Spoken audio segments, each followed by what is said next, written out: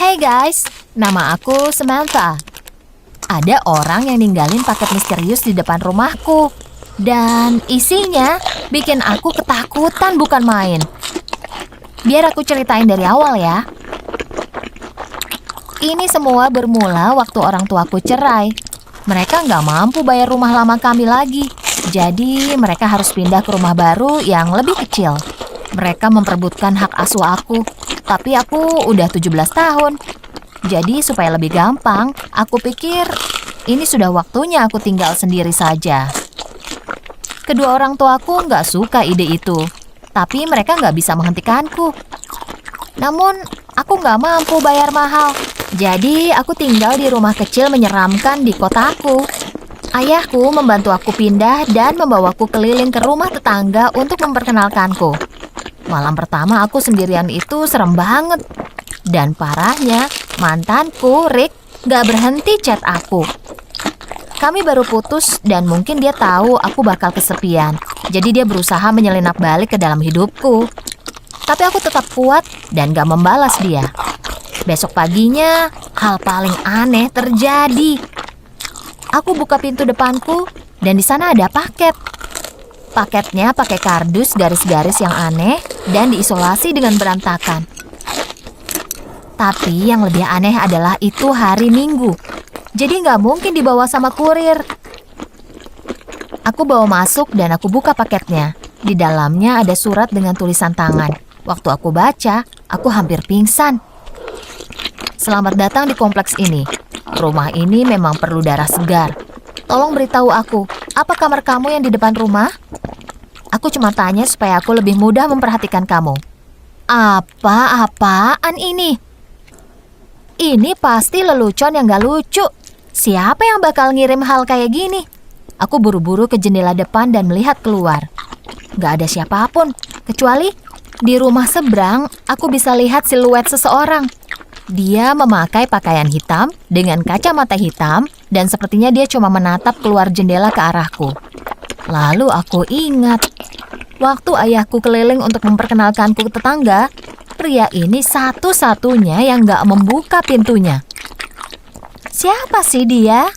Aku berusaha melupakan surat itu, tapi beberapa hari kemudian ini terjadi lagi. Kali ini jauh lebih mengerikan karena di situ hanya tertulis, rumah ini memiliki rahasia, sebaiknya kamu pergi selagi kamu bisa. Jujur, aku udah siap untuk kabur saat itu juga. Aku cuma cewek umur 17 tahun yang tinggal sendirian. Mana bisa aku membela diriku sendiri? Tapi waktu aku sedang merapihkan barang-barangku, aku melihat kamera CCTV yang dulu disimpan di kamar lamaku. Tiba-tiba, aku punya ide yang lebih baik. Aku pasang kameranya di depan rumah di mana nggak ada yang bisa lihat. Kalau ada yang datang ke terasku, aku jadi bisa tahu. Malam itu, aku akhirnya bisa tidur jam 2 malam. Tapi nggak lama setelah itu, HP-ku mulai bunyi berkali-kali. Aku cek dan ternyata itu peringatan dari kameraku. Dia menangkap pergerakan di depan pintuku jam 5 pagi. Aku buru-buru ke bawah dan menemukan paket lagi, dibungkus kardus yang sama kayak sebelumnya. Aku buka rekaman kamera di HP-ku dan beneran, ini mungkin video paling menyeramkan yang pernah aku lihat. Yang berdiri di depan pintuku adalah...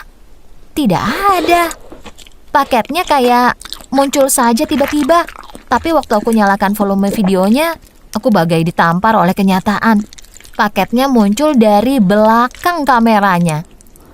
Aku bisa dengar suara pintu depanku terbuka dan tertutup di dalam videonya. Siapapun yang meninggalkan paket itu sempat ada di dalam rumahku. Dan yang paling gilanya, ini terjadi beberapa menit lalu. Penyusup ini bisa jadi masih di dalam. Aku buru-buru ke atas dan sembunyi di bawah kasurku. Aku coba dengerin, tapi aku nggak dengar orang lain di dalam rumah. Mungkin aku tetap di sana selama sejam sebelum aku sadar sesuatu. Aku masih belum buka paketnya.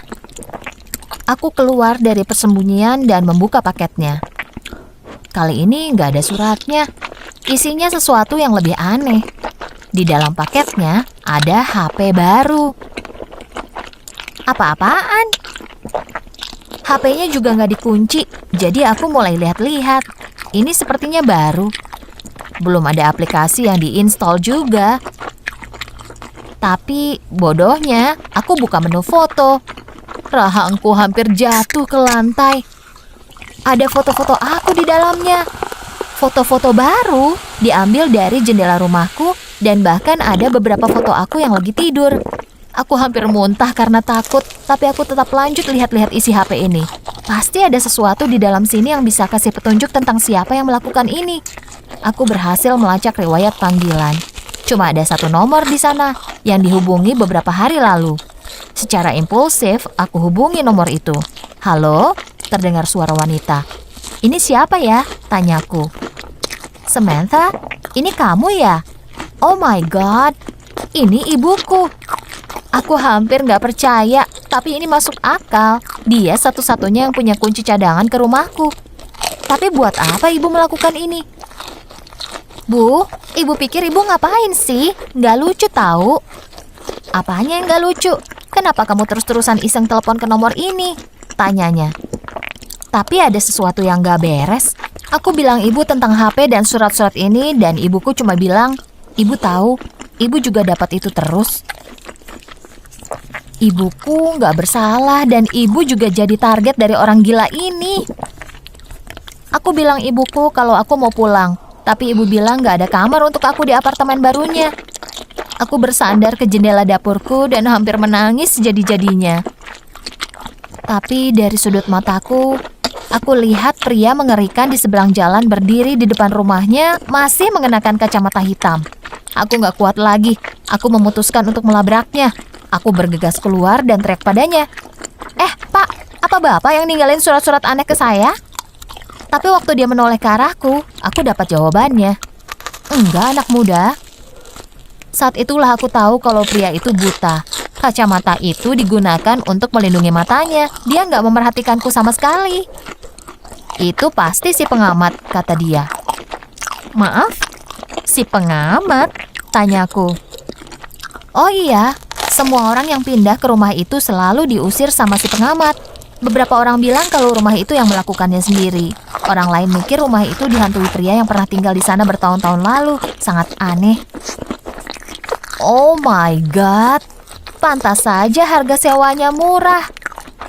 Aku berterima kasih ke pria tua itu atas bantuannya dan mengeluarkan HP-ku. Aku harus keluar dari sana, jadi aku telepon mantanku. Dia langsung jawab, "Rick, aku boleh tinggal sama kamu sementara waktu? Aku nggak bisa tinggal di sini lagi." "Boleh," katanya. "Aku ke sana sekarang." Ini langkah yang menyedihkan, tapi aku nggak punya pilihan lain. Tempat orang tuaku terlalu kecil, jadi aku harus lakukan ini sampai aku menemukan tempat lain. Rick datang dan bantu membereskan barang-barangku, jadi aku memutuskan untuk membuat kejelasan dari awal. "Rick, ini cuma sebagai teman kan? Ini bukan artinya aku mau balikan sama kamu." Wajah dia memerah. "Apa? Kamu friendzone aku? Lupainlah, aku capek berusaha ngejar kamu." Dia berteriak, "Nih, beresin barang kamu sendiri." Lalu dia melempar beberapa kardus kosong padaku. Tiba-tiba aku sadar sesuatu. Ini kardus garis-garis yang sama kayak yang ditinggalin si pengamat. "Oh my God," teriakku. "Rick, selama ini kamu yang ngelakuin ini." "Ngelakuin apa?" tanyanya sebelum dia memunggungiku. "Aku nggak melakukan apa-apa." "Terus kamu dapat box ini dari mana?" "Ini truk ayah kamu," kata Rick. "Aku pinjam untuk membantu kamu. Boxnya sudah ada di bagasi." Lalu aku sadar. Akhirnya semua masuk akal. Aku telepon ayahku dan tanya apa yang sebenarnya terjadi. Setelah aku nangis-nangis padanya, dia mengaku. Dia nggak mau cerai sama ibuku dan nggak mau aku tinggal sendiri.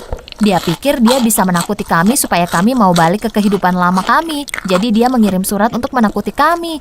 Dia berdoa supaya aku memohon untuk tinggal sama ayah lagi. Tapi waktu aku nggak melakukan itu, ayah menyusup ke dalam rumahku dan menguntit aku. Ayah bahkan membayar pria buta untuk bikin cerita gila tentang si pengamat. Itu nggak ada yang benar. Setelah semua misteri ini terpecahkan, aku kembali hidup sendiri. Masih di rumah menyeramkan ini. Aku belajar kalau tumbuh dewasa itu mengerikan. Apalagi saat kamu masih remaja. Tapi yang penting itu jangan menyerah di halangan pertama. Kalau tidak, nggak akan ada yang berubah.